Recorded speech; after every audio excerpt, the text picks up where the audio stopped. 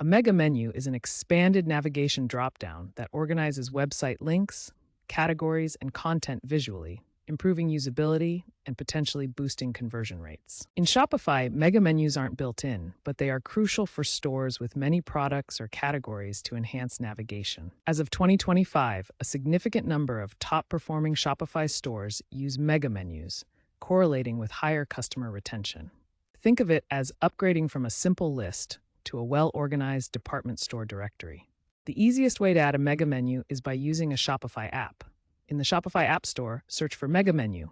Popular options include Mega Menu by Oberlo and Navigation Mega Menu Pro. Install the app and configure it by selecting which menu items to display in columns. Customize the appearance with images, icons, and styling within the app's interface or theme editor. Ensure it's responsive by testing on different devices. After customizing, publish the changes. Regularly update links and monitor performance using Shopify Analytics.